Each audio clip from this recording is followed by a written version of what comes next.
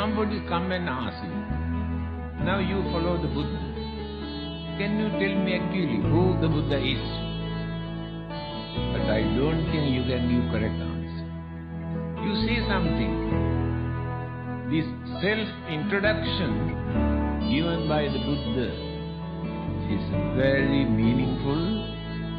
We can understand why he is called enlightened one.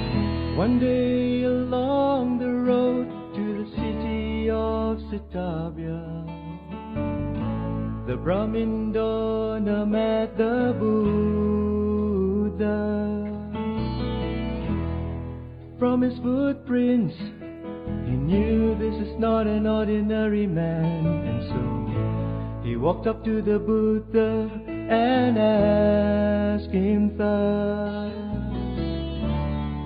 Are you a deva? Are you a Gandhava? Are you a yaka? Are you a manusa? Are you a deva? Are you a Gandhava? Are you a yaka? Are you a manusa? Then the Buddha said, Abhinaya, Abhinyata, Aveta Vancha Bhavita, Pahata Bang Pahinang Me, Tasma Buddhosmi Brahmana.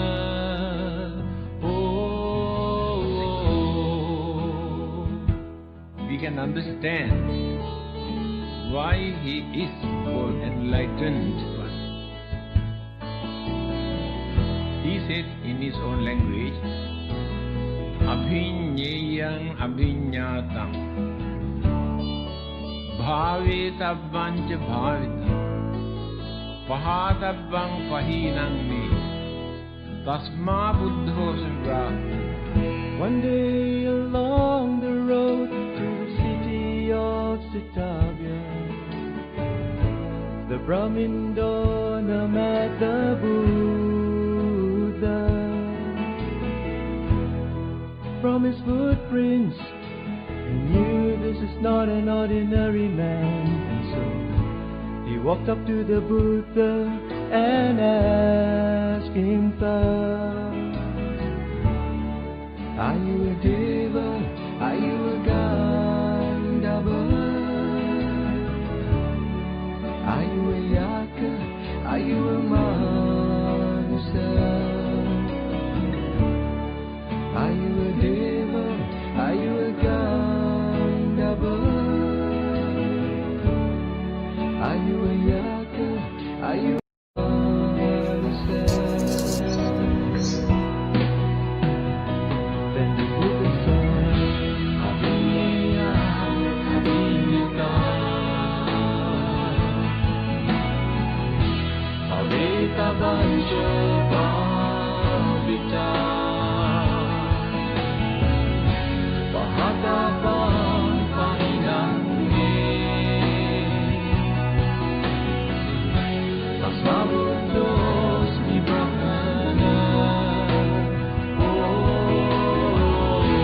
He understands everything in this world, perfected all the 10 perfections,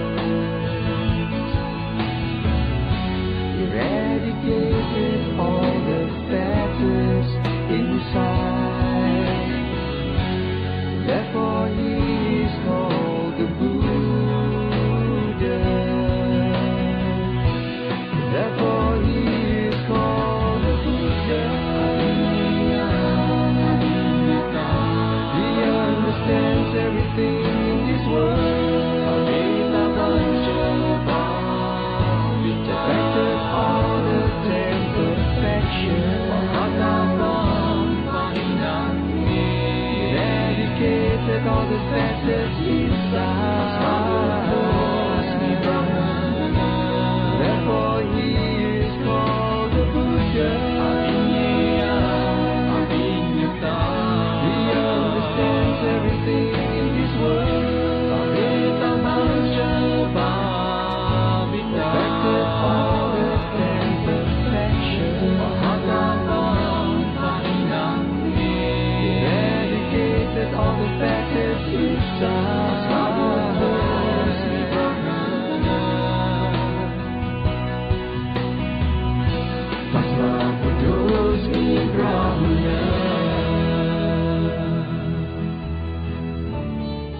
Tasma buddhosmi brahmana. Therefore, I am not a god, not an angel, not an ordinary man. I am the Buddha. This is the meaning of the Buddha or enlightened. Buddha is not his name. Buddhi in Sanskrit, Pali languages means wisdom. Buddhi. Buddha means person who got that supreme enlightenment. That person is called the Buddha. So you can understand how difficult it is for a person to develop his mind to know everything that which exists in this universe.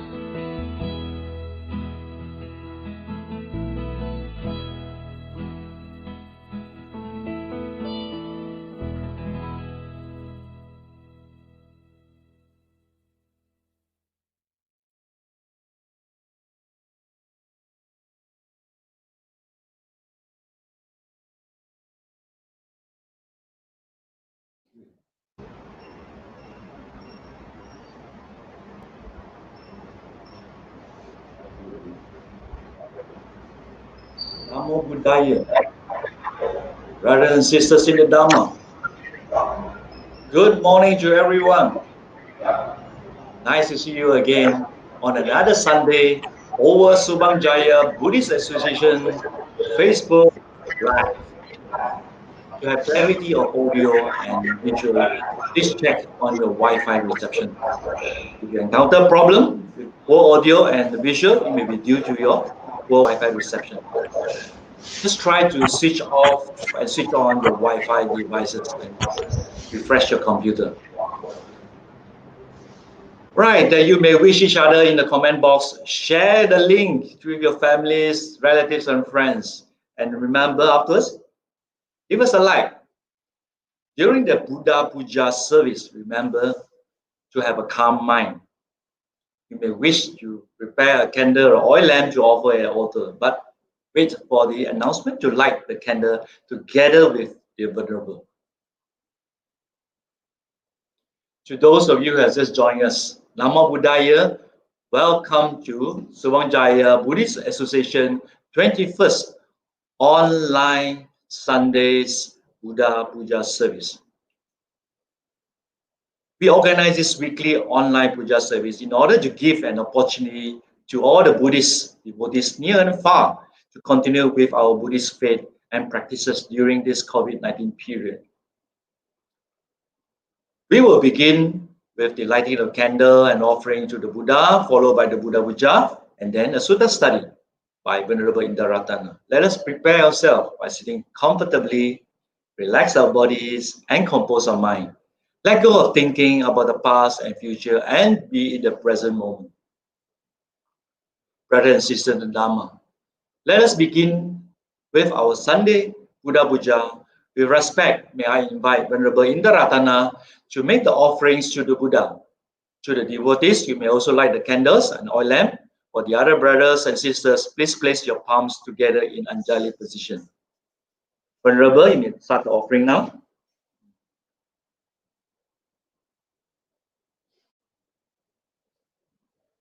Namo tassa bhagavato arahato samma sambuddhassa. Namo tassa bhagavato arahato samma sambuddhassa. Namo tassa bhagavato arahato samma Sambuddhassa. Namo tassa bhagavato arahato samma sambuddhassa. Namo tassa bhagavato arahato samma sambuddhassa. Namo tassa bhagavato arahato samma sambuddhassa. Namo tassa bhagavato arahato samma sambuddhassa. Namo tassa bhagavato arahato samma sambuddhassa.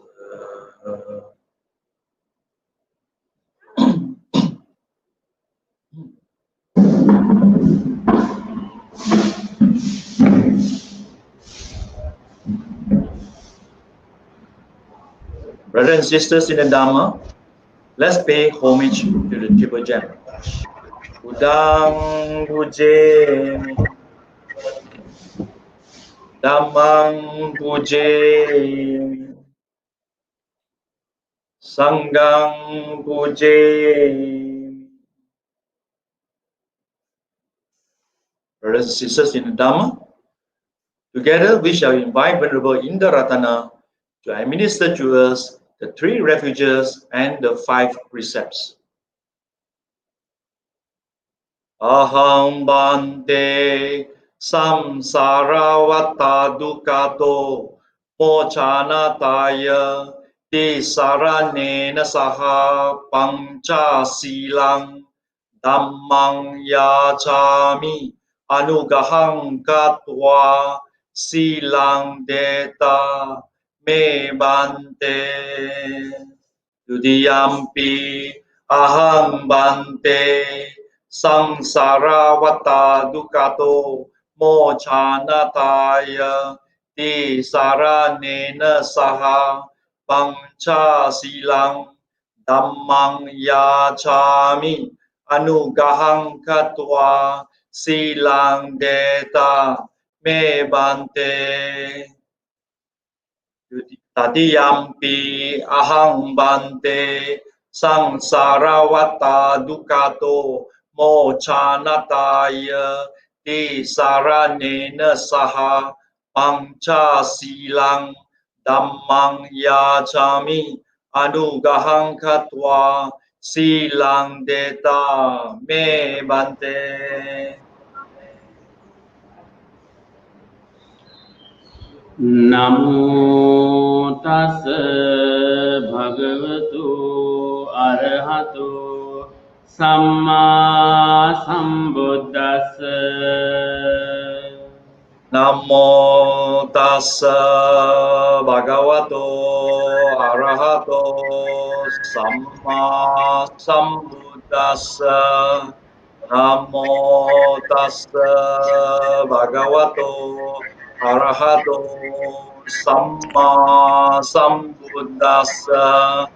Namo tassa bhagavato arahato samma sambuddhassa. Buddhang saranang gacchami.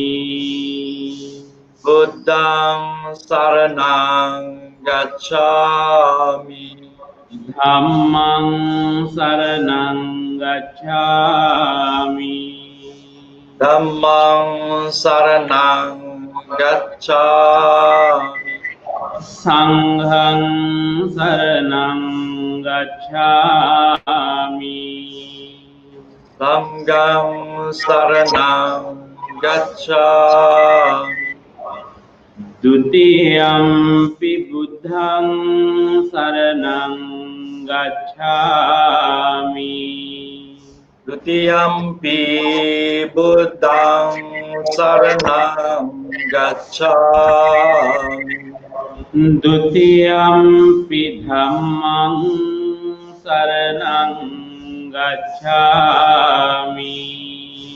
Dutiyampi dhammang saranang gacchami. Dutiyampi sanghang saranang gacchami. Dutiyampi sanghang saranang gacchami. Tatiyampi buddhang saranang gacchami. Tatiyampi buddhang saranang gacchami. Tatiyampi dhammang saranang gacchami. Tatiyampi dhammang saranang gacchami. Tatiyampi sanghang saranang gacchami. Tatiyampi sanghang saranang gacchami. Panatipata viramani sikkhapadang samadhiyami. Anadipata veramani sikkhapadang samadhiyami. Adinādāna viramani sikkhapadang samadhiyami. Adinādāna veramani sikkhapadang samadhiyami.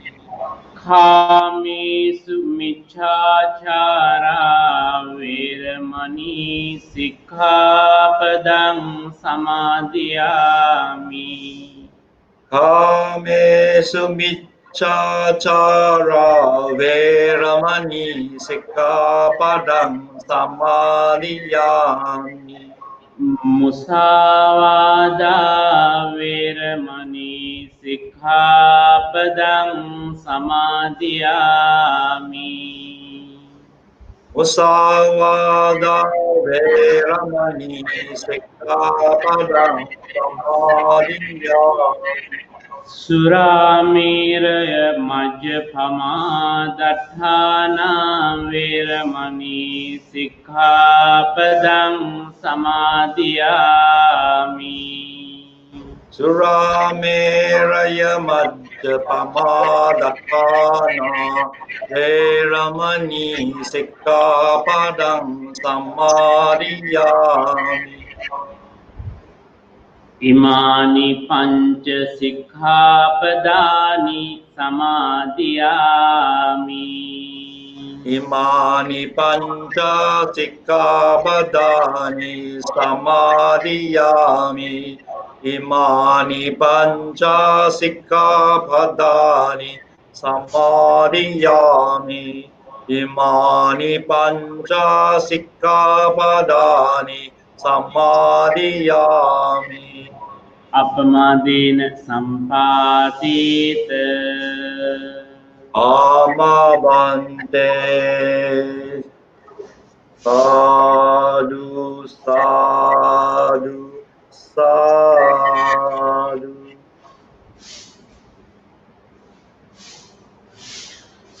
Okay, so now let us together recite the verses of the Buddha Puja to offer all the offering to the Buddha. Let us recite together. Iti piso bhagava arahang samma sambuddho viññā charana sampanno sugato lokavidu anuntaro purisa dhamma sarati Santha deva manunsanang buddho bhagavati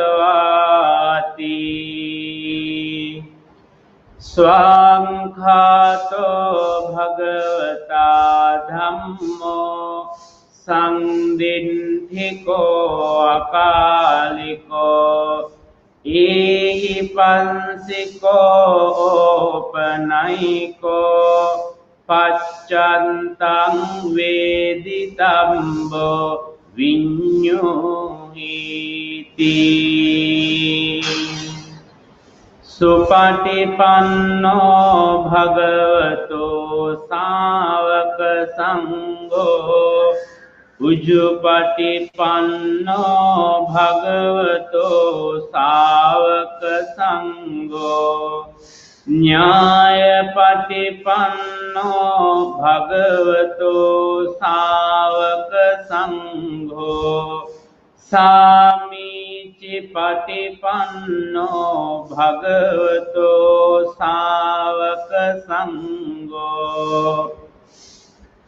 Yadidang chantari purisa yugani Attha purisa pungala Esa bhagavato savaka sangho Ahuniyo pahuniyo Dankiniyo anjali karaniyo Anuttarang punyang khintang lokasvati Vandami cetiyang sambhang Sambatani supatinthitang Saririka dhatu mahabodhing Buddharupang sakalang sada Yansa mule nisingnova Sambari vijayang aka Panto sambang nyutang santa Vanditang bodhipadapang Ime ete mahabodhi Lokanatena pujita Ahang pite namansami Bodhi Raja namantute Ghanasaram padintena Deepena tamadam sina Tilokadipang sangbudhang Pujayami tamonudang Gandha sanghara yuntena Dhupena hang sugandhina Pujaye pujaniyantang Puja bhajana muntamang Vanna gandha gunopetang Etang kusuma santating Pujayami muning dassa Siripada saroruhe Pujemi buddhang kusumena nena Punyena metena cahotu mokhang Pumpang milayati ataidang me Kayo tatayati vinasabhavang Adhivase tuno bante Paniyang parikampitang Anukampang upadaya Patiganhatu muntamang කායේන වාචා චින්තේන පමාදේන මයාකතං අච්ඡයං කමමේ භන්තේ භූරි පඤ්ඤ තථාගත කායේන වාචා චින්තේන පමාදේන මයාකතං අච්ඡයං කමමේ ධම්ම සංදින්තික අකාලික කායේන වාචා චින්තේන පමාදේන මයාකතං අච්ඡයං කමමේ සංඝ සුපටිපන්න අනුත්තර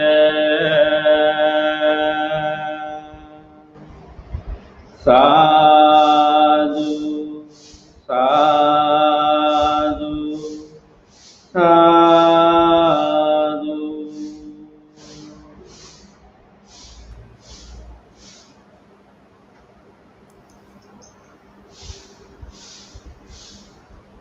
Namo Buddhaya, Bhante, brothers and sisters in the good morning, and once again, welcome to this Sutta to be conducted by INDARATHANA. Today's Sutta study based on the Mahaparinibbana Sutta is the 8th in a series. In the previous Sutta studies, Venerable INDARATHANA had explained to us the various principles originally expounded by the Buddha to be observed by the Sangha and the lay community so as not to decline but to grow in unity and in welfare. Venerable INDARATHANA had also explained on the advantages of cultivating morality and etc. etc. We have learned a lot from the last few Sutta study sessions. And today we are pleased to once again invite Venerable INDARATHANA to continue with the Sutta study on the Mahaparinibbana Sutta. Brothers and sisters in the Dhamma, if you have any questions for Venerable INDARATHANA, please type your questions in the comments section. With deep respect, we shall now invite Venerable INDARATHANA to give us a talk on the Mahaparinibbana Sutta. Bhante.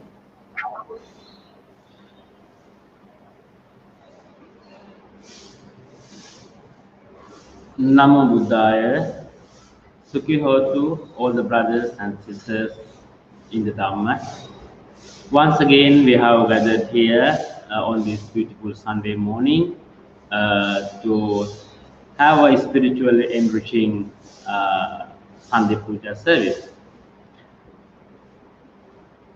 So after the Buddha Puja, every Sunday we have a little Dhamma discussion. So today I am continuing the same sutta, actually Mahaparinibbana Sutta. It is one of the longest discourse in the Sutta Pitaka. Perhaps it's the longest sutta in the Sutta Pitaka because it's contain a lot of information.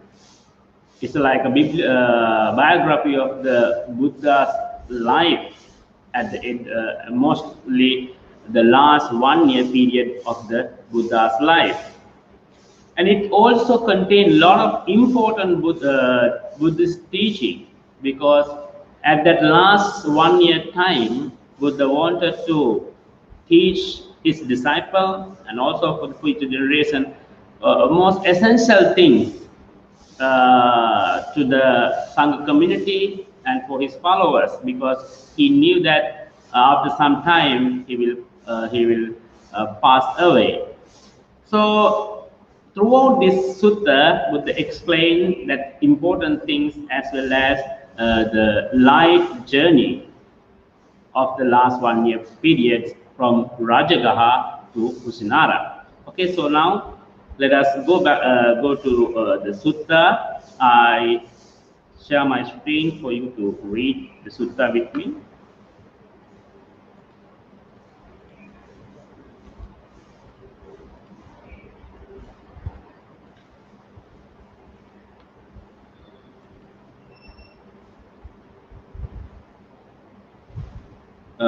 Hope you all can see the sutta. So as it mentioned, Mahaparinibbana Sutta discourse about the great emancipation.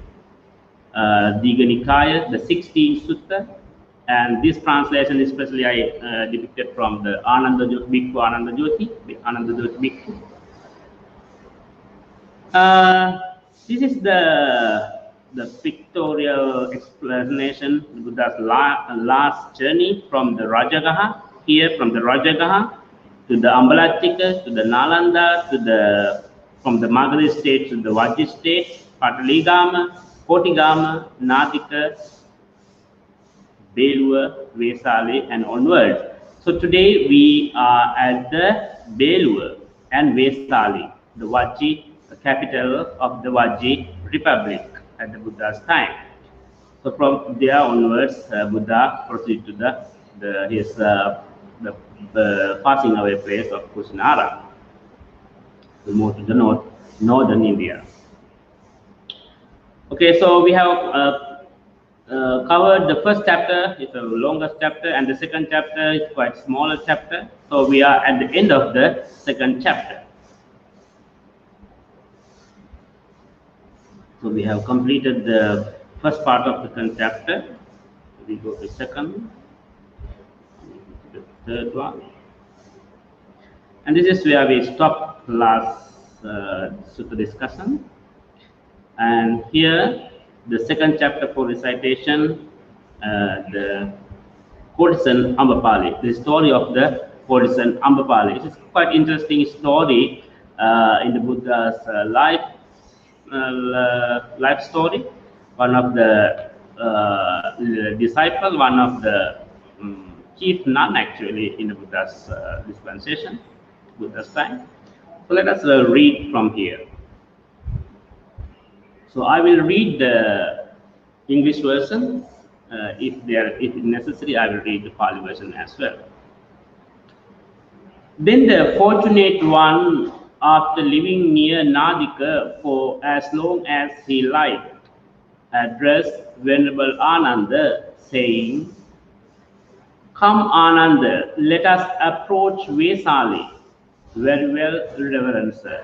Venerable Ananda replied to the fortunate one.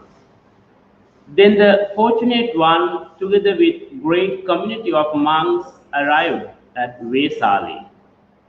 There the fortunate one lived near Vesali in Ambapali's wood. There the fortunate one addressed the monks, saying, mindfully and with full awareness, monks, a monk should live. This is our advice to you. Khatamach bhikkhave bhikkhu sato hoti, and how monk is mindful. Okay, so before I go to the further, let us explain a little bit about the background story about the Ambapali. So the Ambapali is she's a courtesan. Courtesan is a kind of prostitute, and her client was mostly the kings, the ministers, and very upper class clients. And she was very popular among Vajjins in the Vajjian Republic. And she almost like a princess, because she always she has a lot of power in terms of wealth and also in terms of social power as well. Because even though her life was morally not so good, immoral life, because she is practicing kind of prostitution, but she earned money from that, and she used to give a lot of wealth to the poor people. So she was actually kind of hero to the poor people in the Vajjans Republic.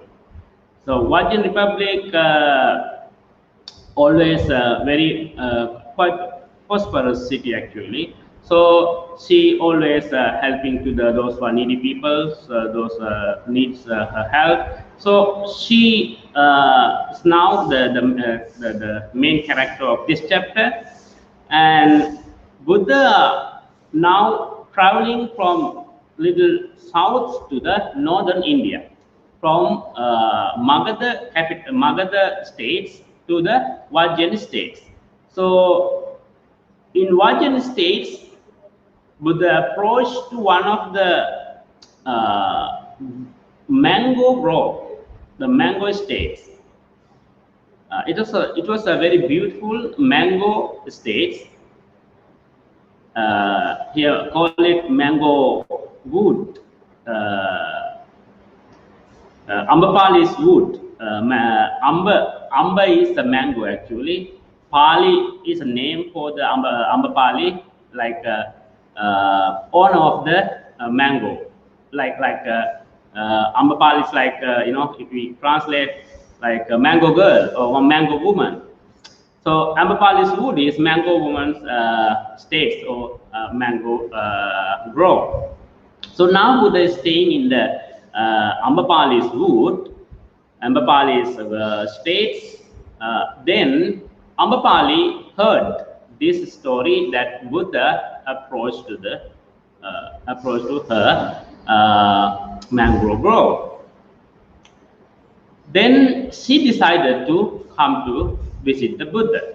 So Buddha knew that she going to visit this place. And what Buddha wanted to tell to his disciple, especially for the monks, Buddha especially mentioned to all the monks to be mindful in this moment, because she was quite famous at that time as a prostitute, and also she is a quite beautiful woman. So Buddha especially advised monks to be mindful when they are living here, because it is a prostitute's mango grove. So then Buddha especially asked, mindfully and with full awareness, Sato bhikkhave bhikkhu vihareya sampajano va sampajano ayang wo amhakang anusasani. Mindful and full awareness monks should live. This is our advice to you. So especially here Buddha advised the monks to be mindful, and Buddha asked, and how monks is a monk mindful? Okay, from here monks dwell contemplating the nature of body in the body. This is just like almost like Mahasatipatthana Sutta. Ida bhikkhave bhikkhu kaye kaya anupassi viharati, dwelling, contemplating nature of the body in the body. Ardent, full aware, mindful after removing avarice and sorrow regarding the world. He dwells contemplating the nature of feelings in feelings, ardent, fully aware, and mindful after removing avarice and sorrow regarding the world. So he dwells contemplating nature of minds in the mind, ardent, fully aware, the mindful after removing avarice and sorrow regarding the world. He dwells contemplating the nature of things in various things, ardent, fully aware, and mindful after removing avarice and sorrow regarding the world. Thus, monks is mindful. So Buddha explaining again, the brief description of the Mahasatipatthana Sutta. The Buddha asked the monks to be mindful in their body, the mindful in their feelings, and mindful in their mind, thought, and finally mindful about the phenomena or Dhamma factors. So these four foundation of mindfulness with the teaching to the monks, particularly gathered in the mango grove, to establish in four foundation in mindfulness.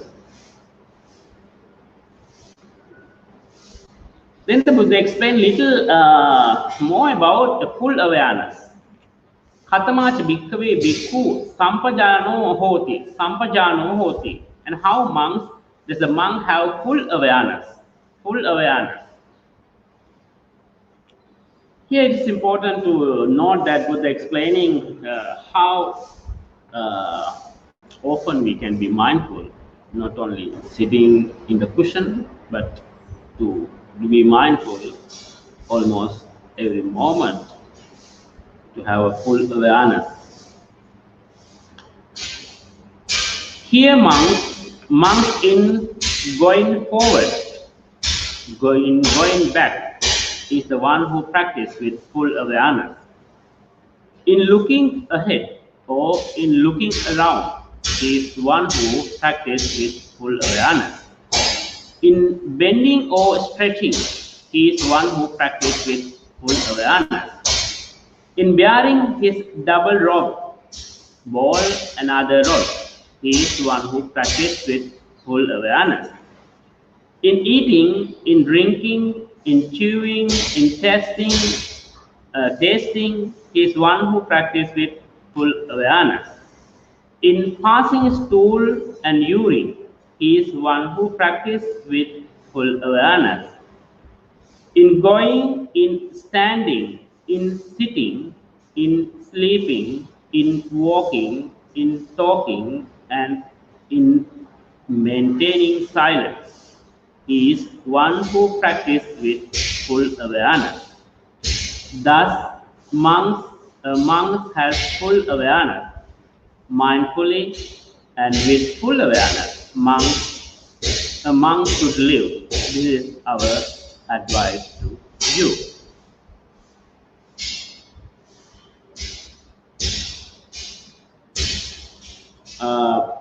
Brother Chim,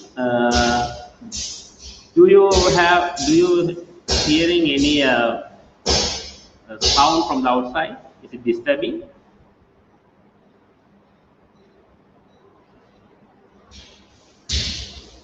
There was some construction going on outside in the temple. There are little disturbances. I hope it doesn't bother you.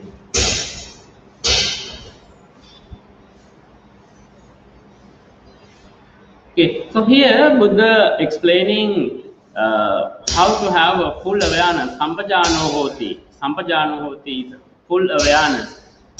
So Buddha advised that these monks, they have to be mindful, they have to be aware, keep their awareness in going forward and going back, especially when they are walking, going forward or going back, or in the day-to-day life, when they are walking, they have to be mindful.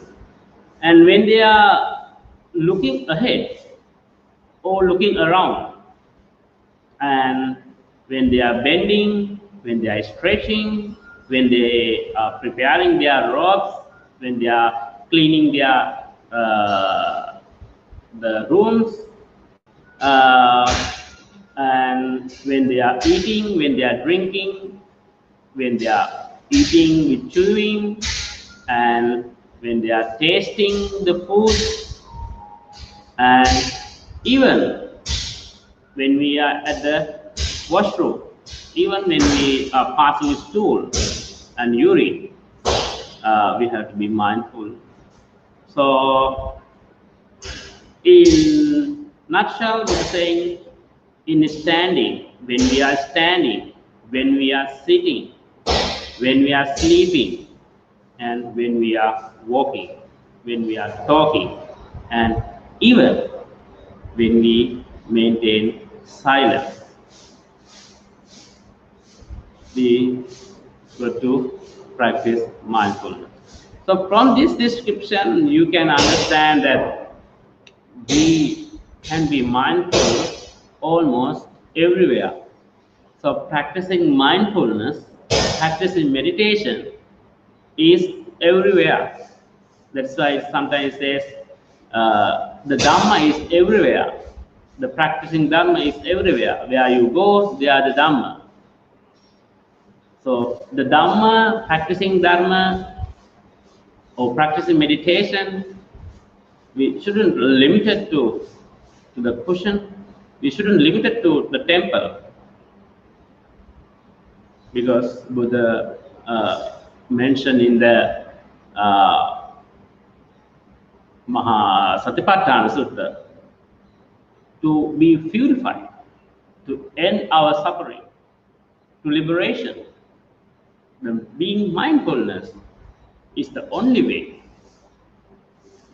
to overcome all our defilements. So be mindful always, not only certain time. It's not just like a rituals. Be mindful is not a rituals.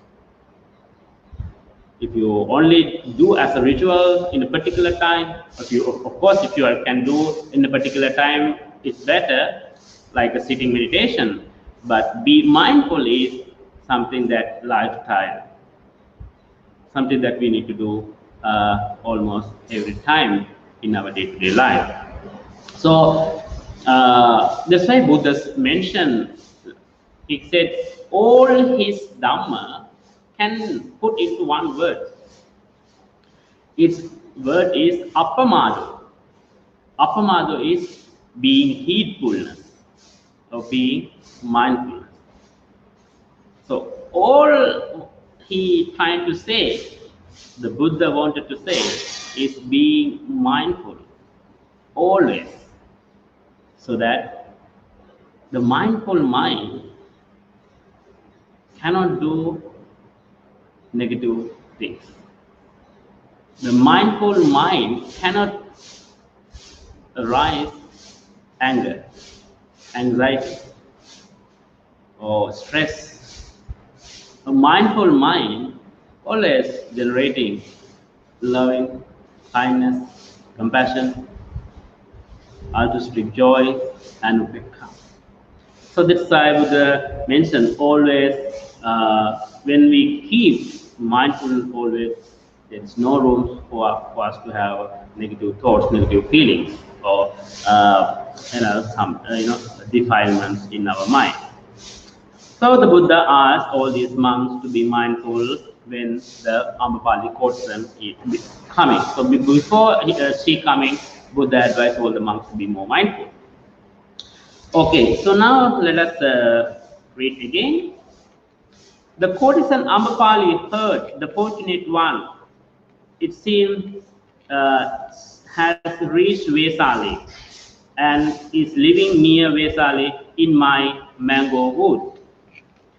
Then the courtesan Ambapali, after having many great and august vehicles prepared and mounting those great august vehicles, departed with those great august vehicles from the Vesali. And after approaching by vehicle to her pleasure garden, as far as the ground for vehicles would allow, and descending from the vehicles, she approached the fortunate one by foot. And after approaching and worshipping the fortunate one, the Buddha, she sat down on one side, while the courtesan Ambapali was sitting on one side. The fortunate one, instructed, roused, enthused, and cheered her with the talk about the teaching. Then the courtesan Ambapali, having been instructed, roused, enthused, cheered by the fortunate one with a talk about the teaching, said to the fortunate one, "May the fortunate one consent reverence to me, offering him a meal on in the tomorrow, together with the community of monks." The fortunate one consented by maintaining silence. Then the courtesan Ambapali, having understood the fortunate one consent, after rising from her seat, worshipping and circumambulating, the fortunate one went away. So now the Ambapali came to visit the Buddha. As you can see the description, she was a very rich and very wealthy person, as she was having a lot of vehicles and a lot of people is following with her, and she approached the Buddha and talked about the Dhamma. So the Buddha teach some Dhamma to the courtesan Ambapali, but unfortunately in this sutta or in the commentary we cannot find what exactly Buddha is teaching to the Ambapali, Lady Ambapali. So somehow Buddha teach some Dhamma, so of course she must be delighted about the Dhamma, and she was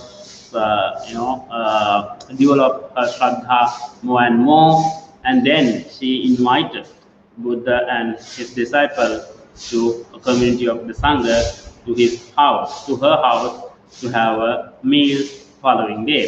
So basically the Ambapali invited for house dana, and the Buddha of course accepted the invitation by maintaining silence.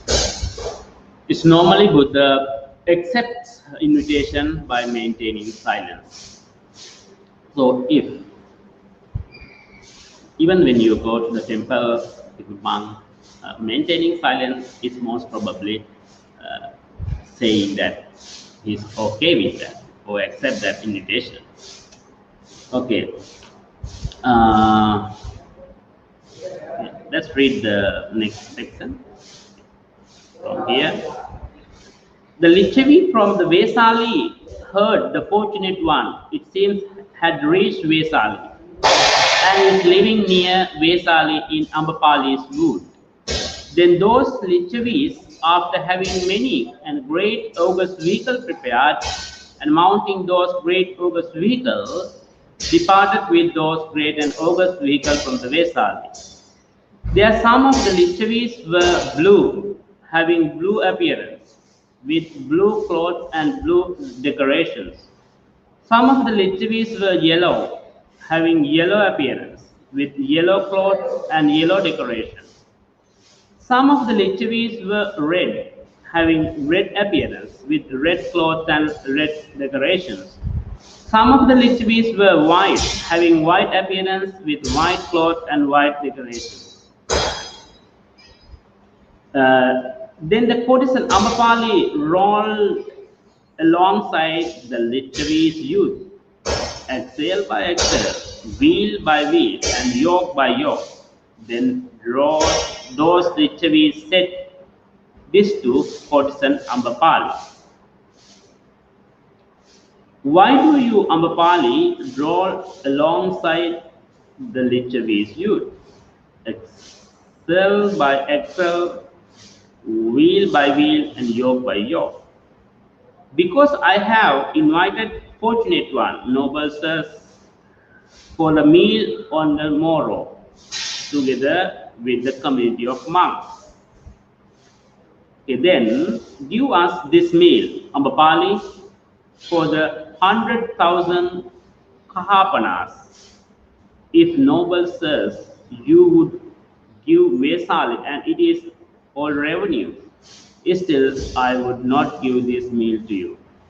Then Lichavi snapped their fingers, thinking, "We have surely been defeated by a woman. We have surely been defeated by a woman." So now, after Ambapali invited the Buddha for tomorrow dana, then the Lichavi, the royal Lichavis, the Vajjans, royal Vajjans, came to visit the Buddha as well. When they are arriving, the Ambapali is about to leave. Then they knew that Ambapali invited the Buddha for the tomorrow meal. So actually the Vajjan people also, Vajjan, the royal Vajjans, or the panel of kings and princes came to invite the Buddha as well for the tomorrow dana, following day dana. Then they knew Ambapali already invited.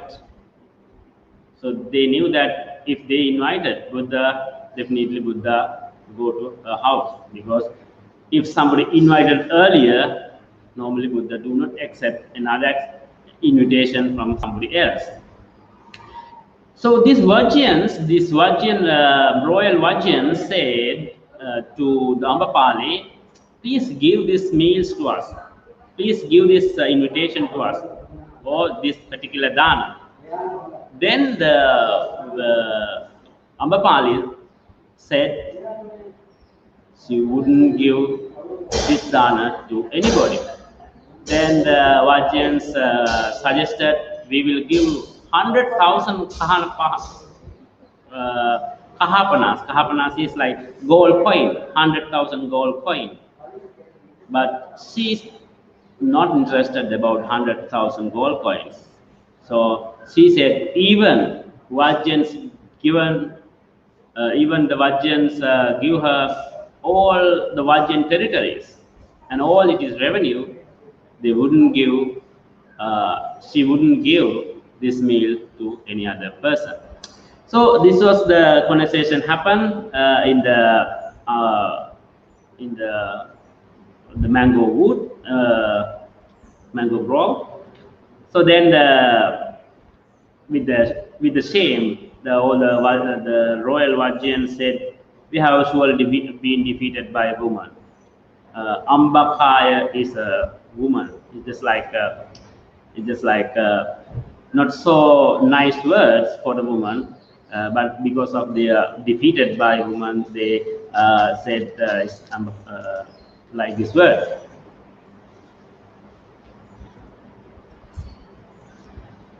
Online today.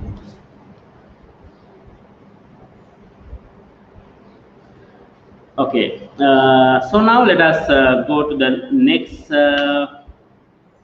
chapter. Then the Lichavis entered Ambapali's wood. The fortunate one saw those Lichavis coming from far, and having seen them, he addressed the monks, saying, let those monks who have not seen the Tavatins of divinities monks look at the Lichavis true monks. Look upon Lichavis true monks. Contemplate Lichavis true monks who are like Tavatins of divinities. Then after the Lichavis had gone as far as ground for vehicle would allow, then had descended from the vehicle, they approached the fortunate one by foot. And after approaching and worshipping the fortunate one, they sat down at one side. While the Lichavis were sitting on the one side, the fortunate one instructed, roused, enthused, and cheered with talk about the teachings. Then the Lichavis, having been instructed, roused, enthused, and cheered by the fortunate one with the talk about the teaching, said fortunate one, please consent to us offering a meal on tomorrow, together with the community of monks. I have already consented to the courtesan Ambapali meals on tomorrow. Then the Lichavis snapped their fingers, thinking, we have surely been defeated by a woman. We have surely been defeated by a woman. Then the Lichavis, after greatly rejoicing and gladly receiving this word of the Buddha, the fortunate one, rising from their seats, worshipping, circumambulating, and fortunate one, and went away. Okay, so then of course the Vajjans, royal Vajjans also came to Buddha and invited the Buddha for the tomorrow dana, but Buddha already mentioned that I already have accepted invitation for tomorrow, and so Buddha cannot come to the Vajjan.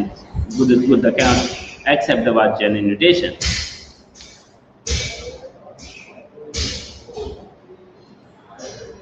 Okay. Then the quotes in Ambapali after night had passed, having had excellent food stuff made ready in her own pleasure park, had the time announced to the fortunate one, saying, "It is time, Reverend Sir, the meal is ready."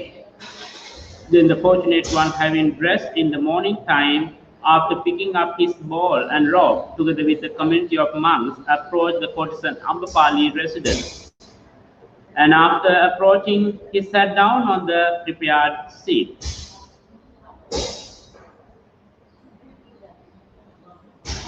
Then the courtesan Ambapali, with her own hands, served and satisfied the community of monks with the Buddha at its head, with the excellent food stuff. Then the courtesan Ambapali, when the fortunate one had eaten and washed his hand and bowl, having taken up certain low seats, sat down on one side. While sitting on one side, the courtesan Ambapali said to the fortunate one, "I donate this pleasure park, Reverend Sir, to the community of monks with the Buddha at its head." The fortunate one accepted the pleasure park. Then the fortunate one, after instructing, rousing, enthusing, and cheering the courtesan Ambapali with the talk about the teaching, having risen from the seat and went away. So the following day, Ambapali had prepared a lot of excellent food stuff, the delicious food.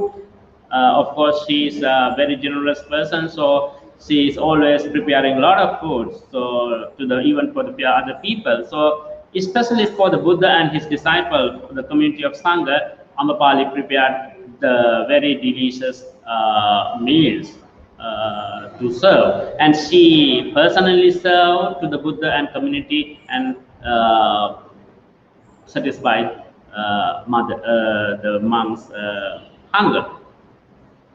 And then after the monks had finished their meal, Ambapali approached the Buddha and sat down by the side, and she announced that she would like to donate her pleasure garden, actually the mango garden, to the Buddha and his community. Because the mango garden was beautifully grown mango garden. It was very conducive for the monks to stay there for their practices. So Ambapali decided to offer this park. Actually, it is supposed to be a pleasure park. So she offered it to the community of Sangha, and then after having some talk, the Buddha and his disciple went away from her house.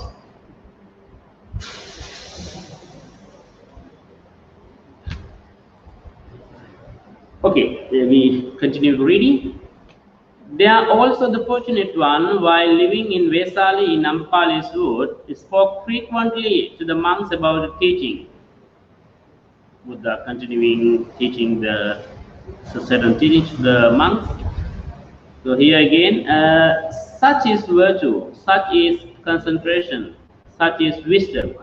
When virtue is well developed, it yields great fruits and brings great advantage in regards to concentration.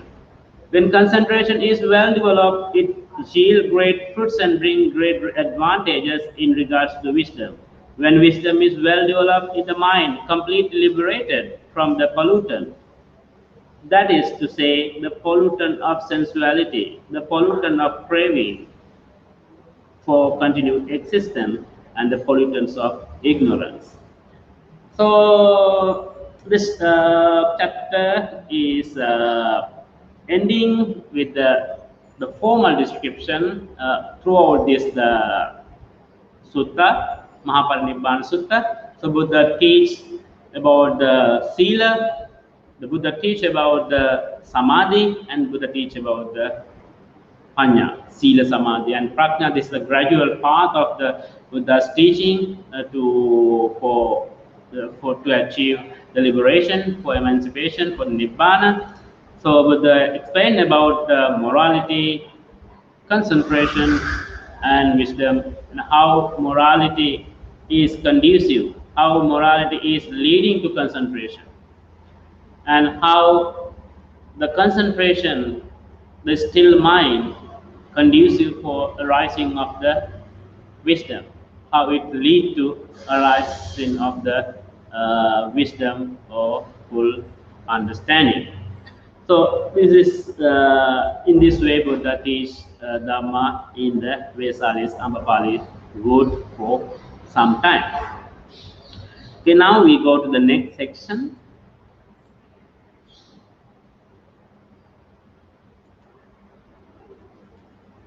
Okay. Again, Mahaparinibbana Sutta, the second chapter for recitation, the fortunate one, sickness. So this is another story, important story about the Buddha's life. So let us read the sutta. When the fortunate one, after living near Ambapali's wood for as long as he liked, addressed Venerable Ananda, saying, "Come, Ananda, let us approach little village of Belua." Belua village. "Very well, Reverend Sir," Venerable Ananda replied to the fortunate one. Then the fortunate one, together with great community of monks, arrived at little village of Belu.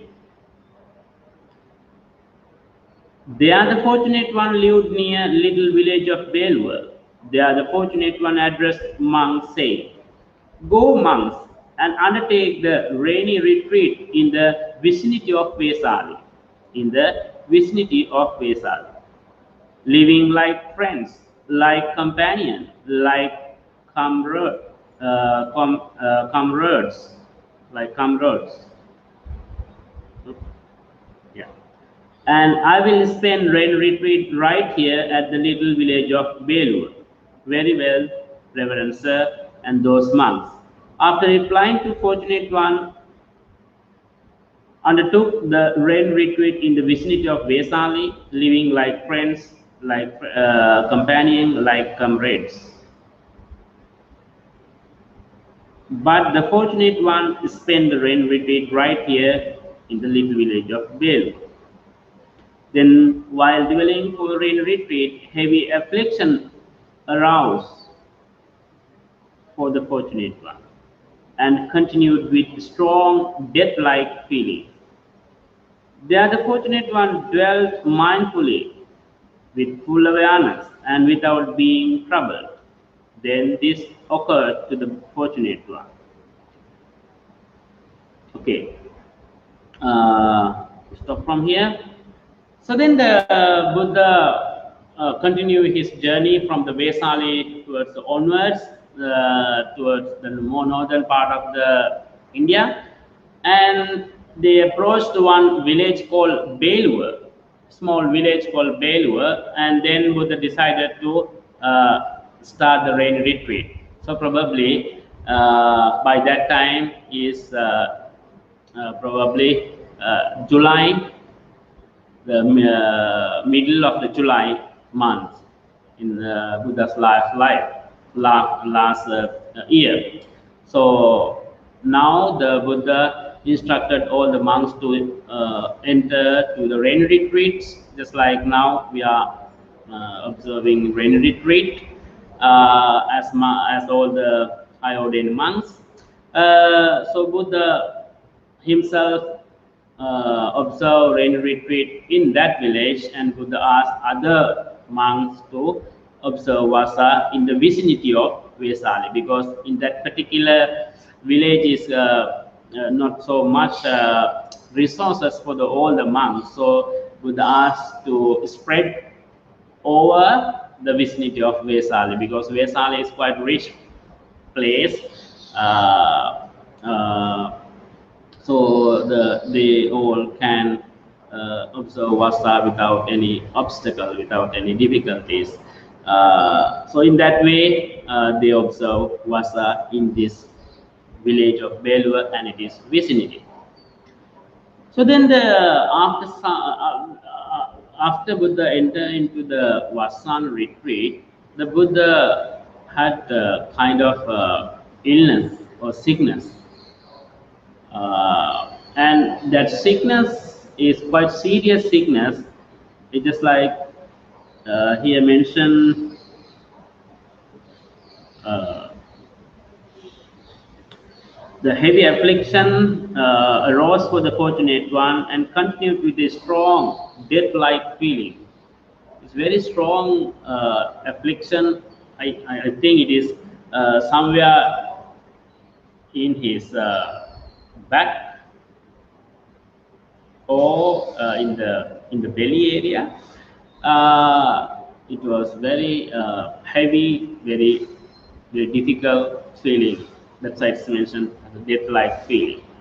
So but somehow, with the Buddha's special power, special skills to attain certain jhanas, certain concentrations, with mindfulness, he bear the pain, and actually he suspended this particular pain, the particular affliction, maximum for 10 months. So after 10 months, that affliction again come back to the Buddha, and but temporarily Buddha suspended his pain for some time using his concentration and mindfulness. Okay, we go to the next. Then this occurred to the fortunate one. These thoughts occurred to the fortunate one. So throughout this sutta, Buddha was called the fortunate one, or Bhagava.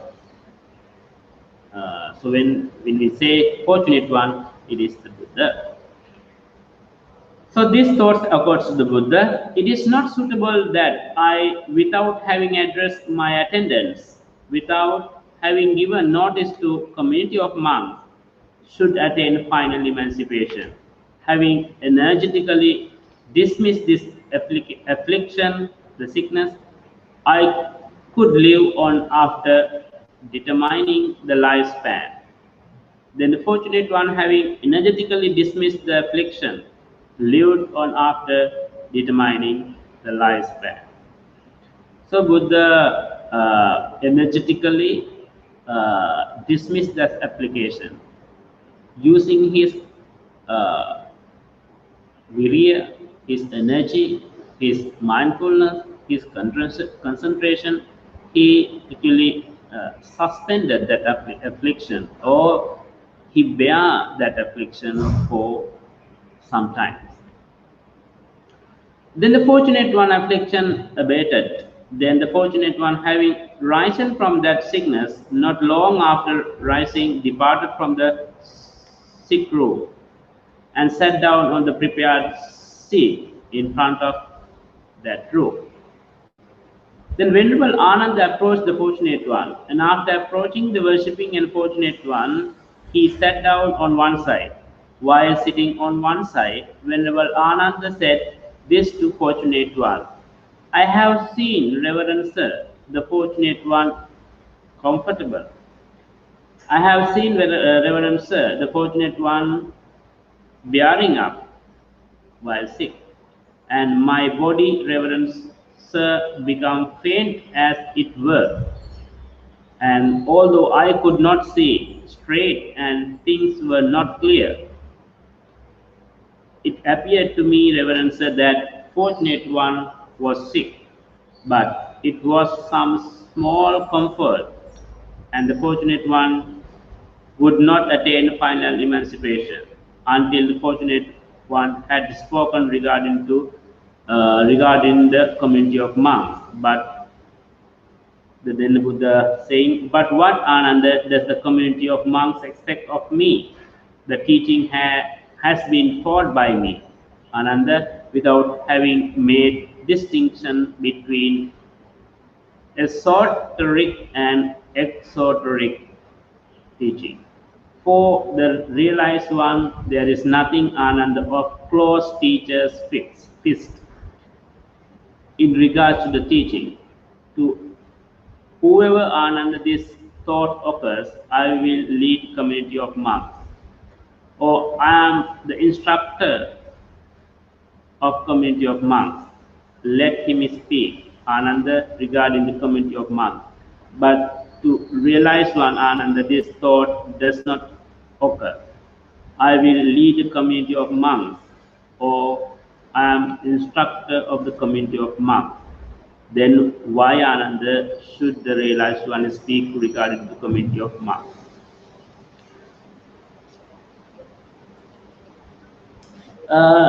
Here, very interesting discussion going on with the Buddha and his attendant.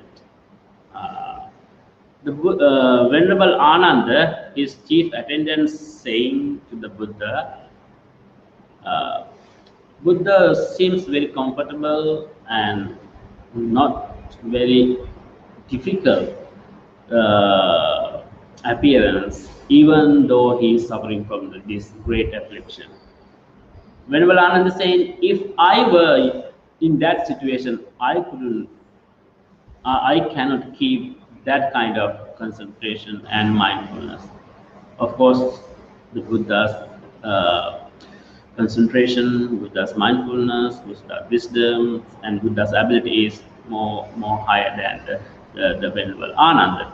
So Venerable Ananda is saying that, you are the Venerable Ananda saying to the Buddha, it is not time to final emancipation or passing away. Before Buddha addressed all the monks about the teaching, then the Buddha questioned back to the Ananda, what Venerable Ananda is saying, I have already taught the path to emancipation to all the monks. And I never keep anything secret in this teaching.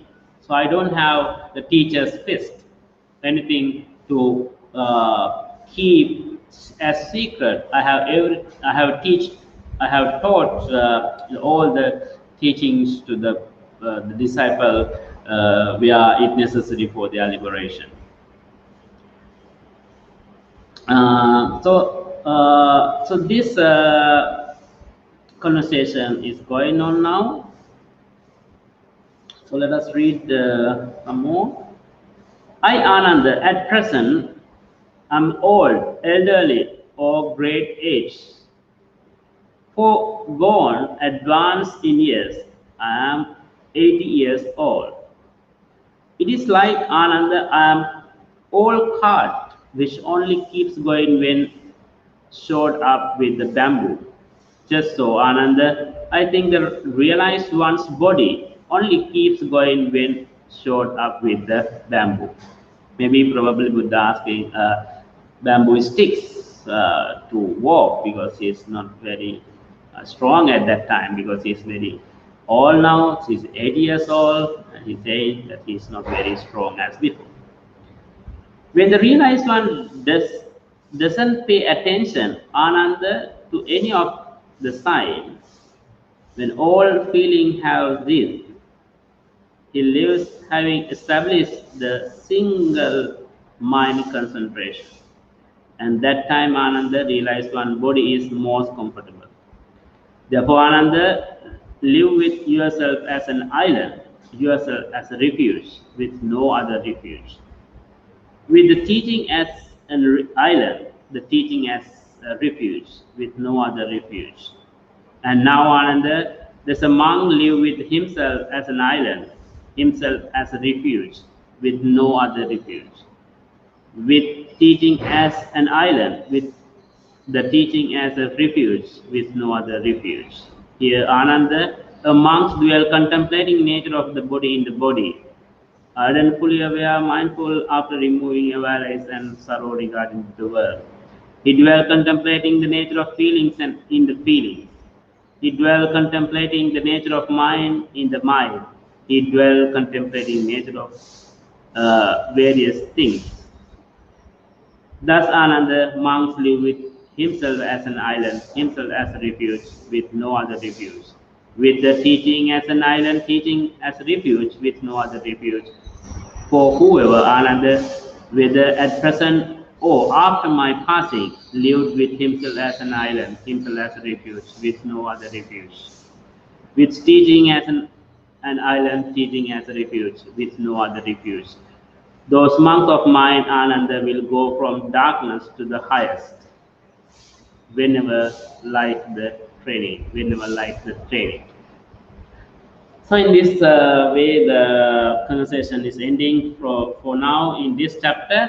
So Buddha explaining how he bear the pain, control the pain using the mindfulness and using the concentration, and especially Buddha here I want to emphasize the Venerable Ananda.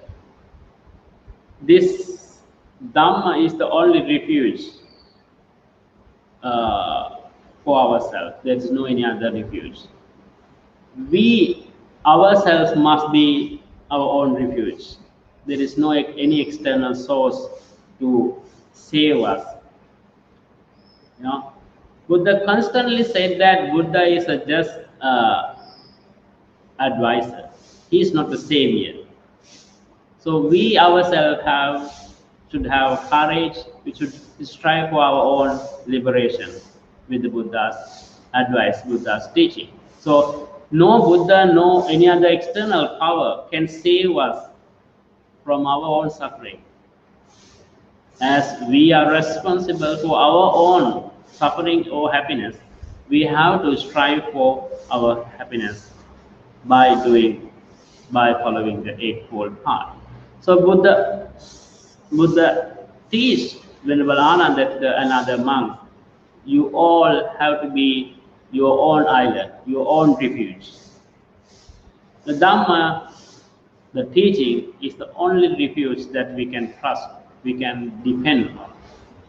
So when we are living in the Dhamma, then the Dhamma is the only refuge for us. That's why it says, Dhammo have rakkati dhammachari. The one who live according to the Dhamma protects them with that the living when they're living with the Dhamma.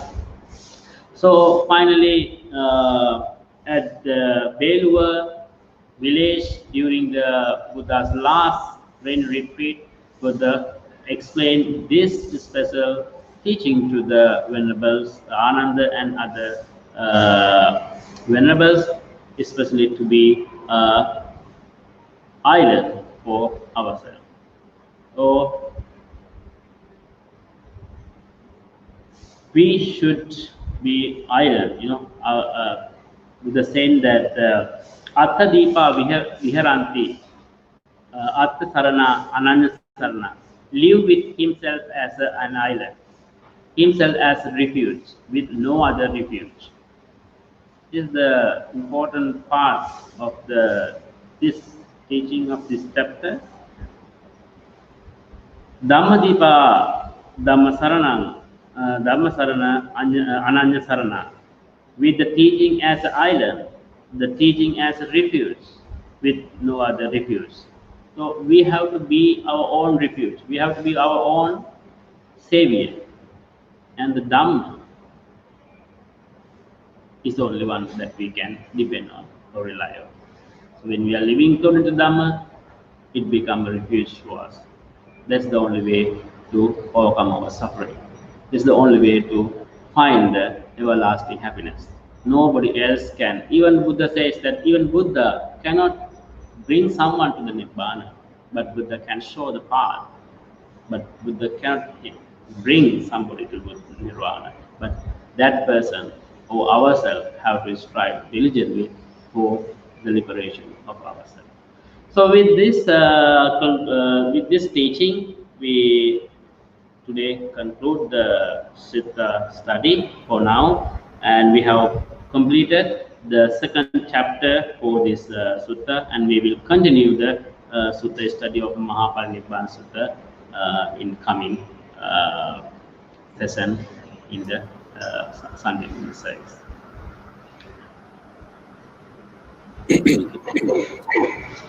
Sadhu, sadhu, sadhu. We are very grateful and thankful to Venerable Indarathana for the very profound Sutta study this morning based on the Mahaparinibbana Sutta. Our brothers and sisters in the Dhamma, now is a question and answer session. Do you have any question to pose to Venerable Indarathana? You may type your questions in the comments section.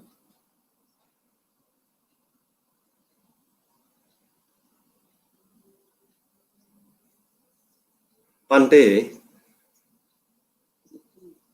you give a very interesting talk just now on the lady Ampa Pali, who, when she was young, was not living a very moral life.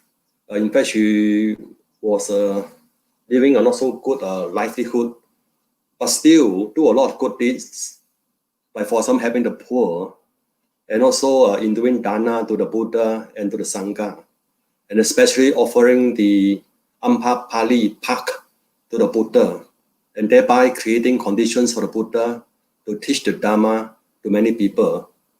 I think eventually Ampa Pali also entered the order of the nuns and became an Arahant and escaped the sufferings of samsara. But for those people who have been doing a lot of evil deeds in their life, but have no opportunity to repent, to do good in their life, at the moment of when they are choosing death, when they are about to die, then they start to regret and start to repent, and try to incline their mind towards a wholesome state, a mindful state. Is it possible for him to do so and then to be reborn again in a better state after his passing away, despite doing a lot of evil things in life? Yeah, sometimes depending on the circumstances, depending on the situation, some people never get opportunity to practice the good things, or practice the Buddha's teaching, or practice the wholesome activities. That also depend on our own karma. That's why we say that to do good things, to practice Buddhism, to practice wholesome things, we should also have some accumulated merits. Kubbecha kata punyata. Even though sometimes we are being born as a human being, sometimes we are not fortunate enough to practice the Buddha's path or the wholesome path. It is also due to our own bad karma in the past, but that doesn't say that we, forever we are in the dark.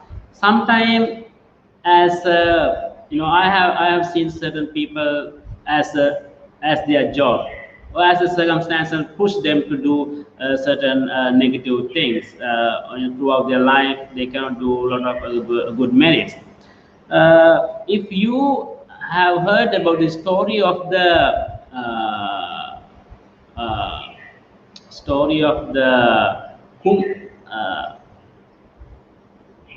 there was a story in the Buddha's time. I cannot remember the name of that particular person. That boy was raised by one of the very stingy father. I think you may have heard about this story. And the stingy father never give opportunity for the boy to practice any good things. Even father never practiced any good thing. And even though father was very, very rich, he never even gave a medicine to his child to cure his sickness. So throughout his life, he didn't do any. This boy now is about to die, but throughout his life he never did any good things because the condition was not right, because his father and his family background never allowed him to do any good things. So by the end of his life, the Buddha saw this person is dying.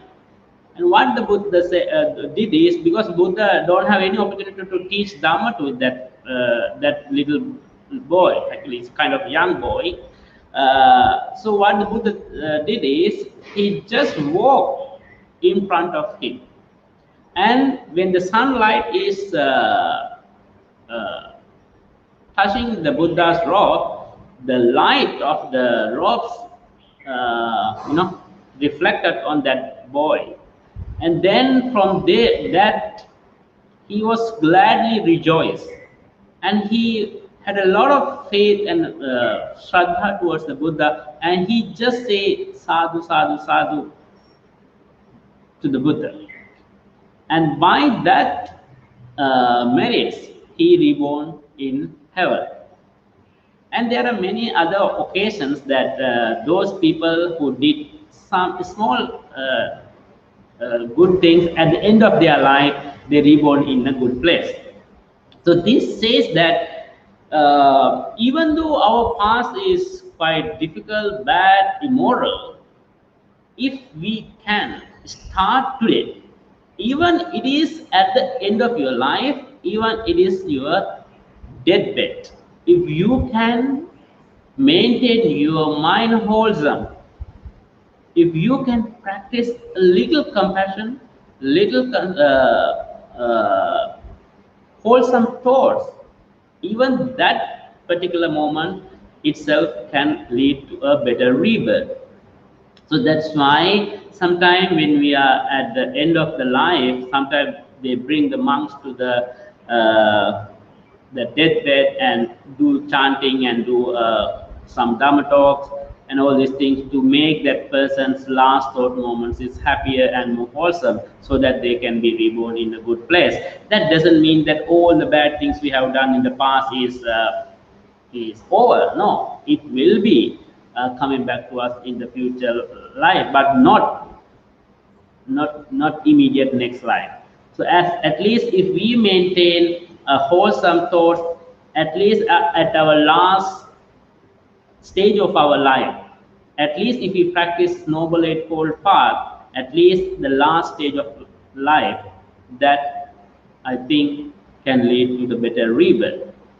But of course, we should not encourage until the end of your life.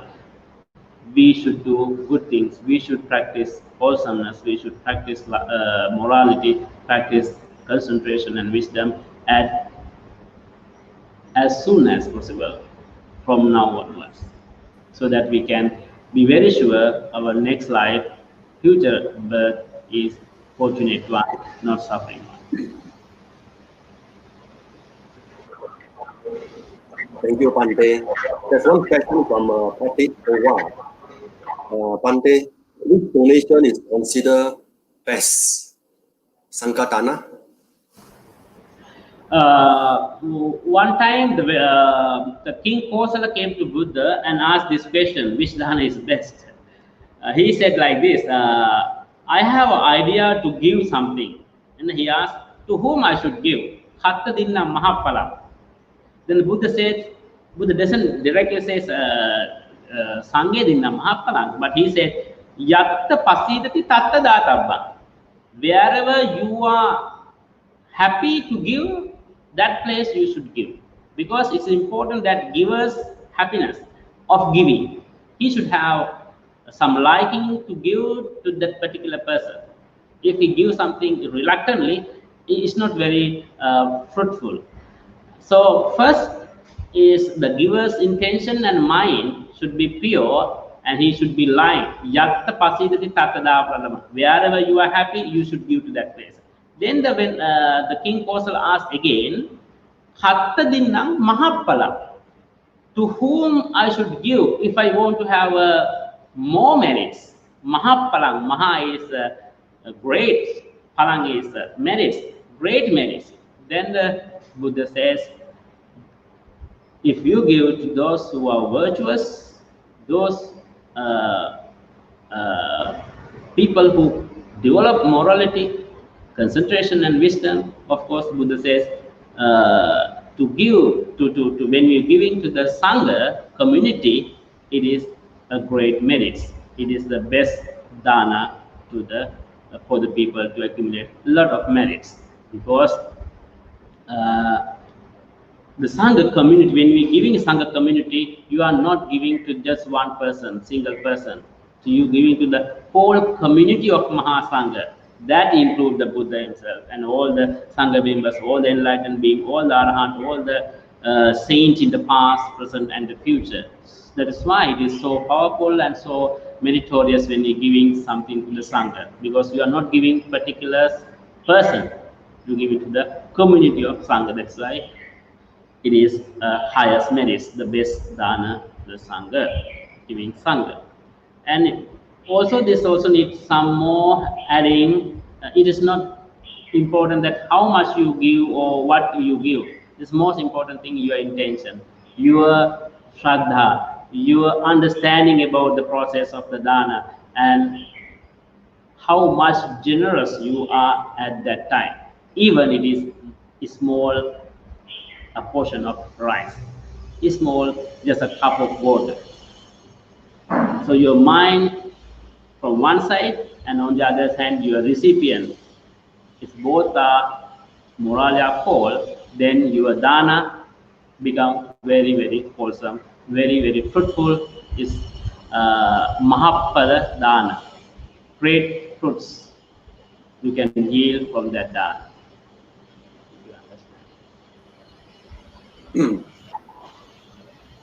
Thank you, Bhante, for the very profound Dhamma talk this morning and for the enlightening answers. Sadhu, sadhu, sadhu.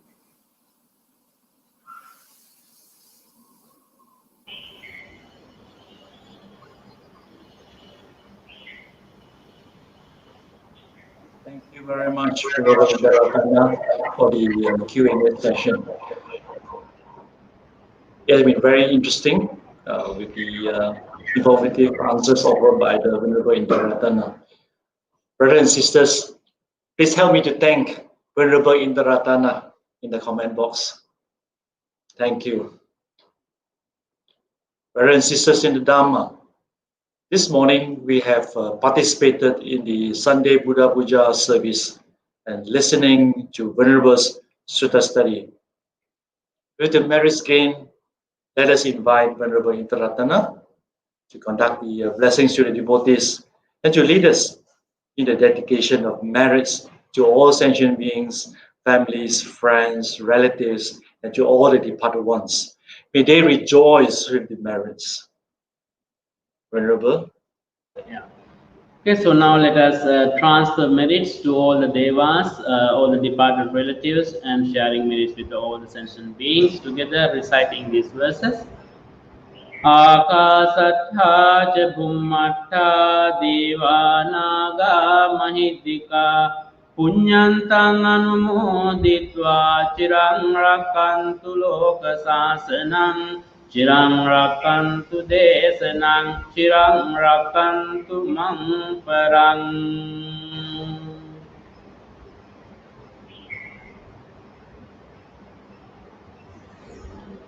Itthavatha chamhi sambhatang punya sampadang sabbe deva sabbe satta sabbe bhuta anumodantu sabba sampatti siddhya.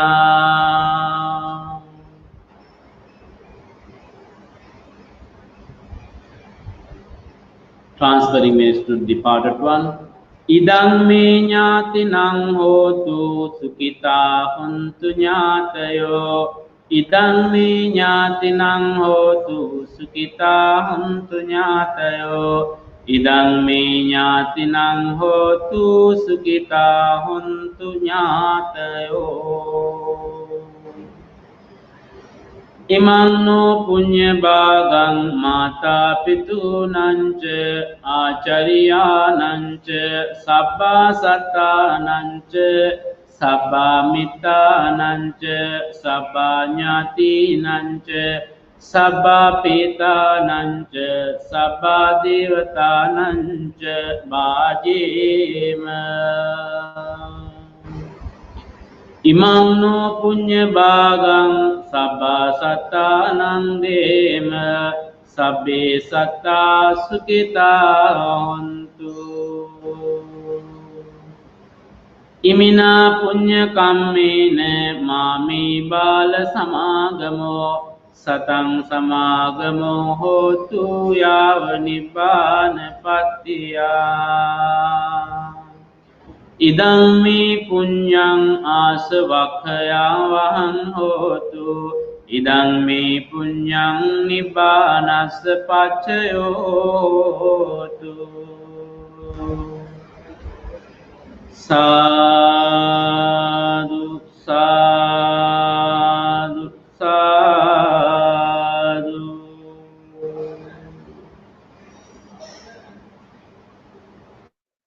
Venerable Indarathana, thank you very much to be with us in this morning Sunday Buddha Puja service. Brothers and sisters, please help me to thank the digital team who are behind the scene for this morning's Sunday Buddha Puja. Before we end, let us pay homage to the Triple Gem. Buddhang pujemi, Dhammang pujemi, Sanghang pujemi.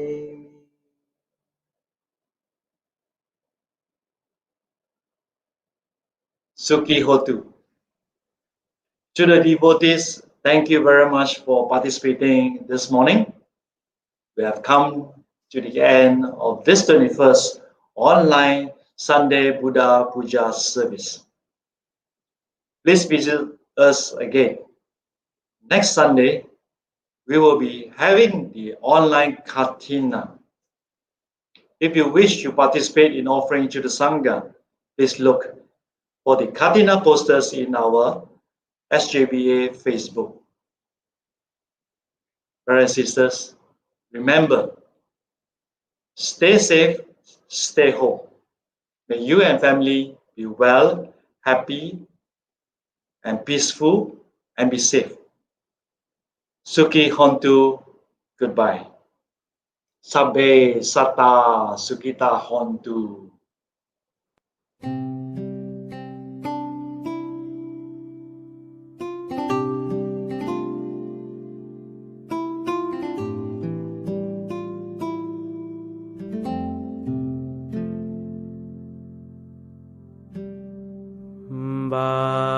Bahung sahan semabhinim mitesayudantang ngirimi kelang udita Sasene marang Dana di dhamma vidina Jitwa munindo